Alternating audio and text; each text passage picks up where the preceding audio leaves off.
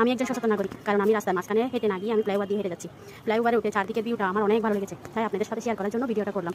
তো আপনাদের কেমন লেগেছে সেটাও জানাবেন অবশ্যই। চারপাশে অনেক অনেক সুন্দর। আজকে আমি একা বাবার বাড়িতে যাচ্ছিলাম। আসসালামু আলাইকুম, সবাই কেমন আছেন? আলহামদুলিল্লাহ, আপনাদের দোয়ায় আমি অনেক ভালো আছি। অনেকদিন পর বাবার বাড়িতে যাচ্ছিলাম। রাস্তার মাঝখানে অনেক কিছু ভিডিও করা হয় নাই, তো অবশেষে আমাদের গ্রামে চলে এসেছি। এটা হচ্ছে আমাদের ছোটবেলার অনেক স্মৃতি আছে এখানে। চারপাশে সবুজ জায়গারা, খাল বিল নদী নালা সবকিছু। এখানে ছোটবেলায় আমাদের চাষবাস করতো, তখন বাবার সাথে ভাইয়ের সাথে নানার সাথে আসতাম। আমার নানার বাড়ি খালার বাড়ি সবকিছু আমাদের গ্রামে একই সমাজে আমাদের। তো এদিকে এই দোকানের পিছনে হচ্ছে আমার বাবার কবরস্থান, আমাদের স্টেশন। এরপরে এটা হচ্ছে আমাদের মসজিদ। মাশাআল্লাহ, আমাদের মসজিদটা অনেক সুন্দর। আমাদের মসজিদটা দেখতে সবাই পছন্দ করে। এদিকে বাবার বাড়িতে অবশেষে চলে আসলাম। অনেক কিছু ভিডিও করা হয় না আপনাদের সাথে, দুপুরের খাবারটা শেয়ার করলাম। খাবারের পরিবেশটা দেখে অবশ্যই কেউ কিছু মনে করবেন না। আমাদের যেরকম আছে ওরকম দিয়ে আমাদেরকে দিচ্ছে আর কি। বাবার বাড়িতে আসা শান্তিটা অন্যরকম, খাওয়া দাওয়া কোনো কিছু না। তো এখানে লতি রামছে, কচুর লতি, চিংড়ি মাছ, গরুর মাংস এবং মুগের ডাল দিয়ে মুরগি মাংস।